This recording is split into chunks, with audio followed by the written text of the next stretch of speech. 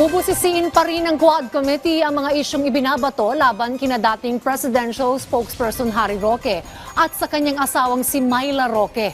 Ito'y sa kabila ng kumpirmasyon ng Bureau of Immigration na nakaalis na ng bansa si Myla Roque. Si Melales Mora sa report.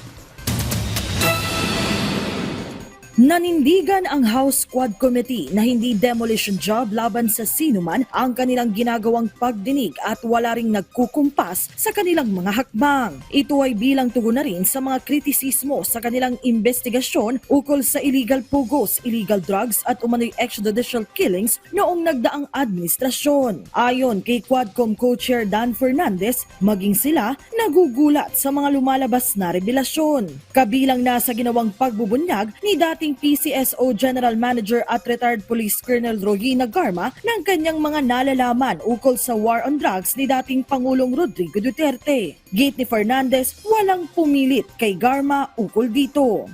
Totoo lang, ang ginagawa namin, if somebody really wanted to talk, wanted to say something, mag-affidavit kayo. Hindi kami kasi wala kasing pilitan doon sa paggawa ng affidavit, sinusumpaan mo yan eh. Hindi po siya demolition job.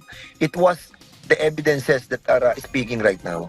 Sa susunod na pagdinig ng Quadcom, may paramdam na rin umano si dating NAPOLCOM Commissioner Edelberto Leonardo na ikakanta na rin niya ang kanyang nalalaman ukol sa drug war. Pero inaabangan pa ito ng komite at tiniyak nilang pag-aaralan pa nila ang magiging affidavit nito.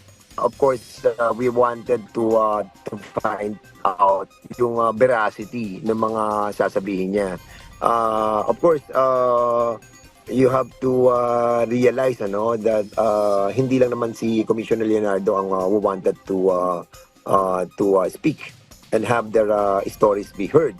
Marami po, yun nga lang, gusto lang namin siguraduhin that substantial yung kanilang mga sasabihin. Bukod dyan, sisiyasatin na rin ng joint panel ang naging paggastos ng opisina ni dating Pangulong Duterte ng kanyang confidential and intelligence funds noon. Hinala kasi ng ilan, baka nagamit din umano ito sa pagbibigay ng reward para sa mga pulis na pumapatay umano ng drug suspect. Kasi doon sa first 2 months ata, nakita namin, parang merong sudden increase from the former president, si Pinoy, tapos suddenly nag-increase yung Intel Fund. Kung talagang merong gantong abusive intent doon sa paggamit ng Intel Fund to kill people and pay those who perpetrate it, then I think kailangan nating i-tighten up pa yung pag-liquidate ng mga Intel Fund. Samantala, hinggil naman sa Pogo, umaasa pa rin ang Quadcom na mapapaharap nila ang mag-asawang sina Attorney Harry Roque at Myla Roque na kapwa ng naharap sa contempt at arrest orders. Wala pang impormasyon ang joint panel kung nasa na nga ba ang dating presidential spokesperson. Ang kanyang misis naman, bagamat kumpirmado ng nakalabas ng bansa, sisikapin pa rin daw ng Quadcom na makuha ang kanyang panig.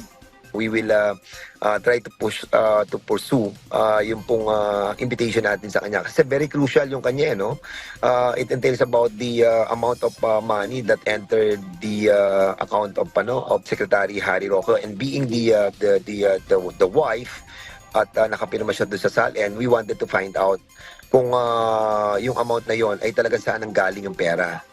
Sa ngalan ng katotohanan at hustisya, pagtitiyak ng mga mambabatas, patuloy nilang bubusisiin ang mga revelasyon na nauungkat sa kanilang mga pagdinig.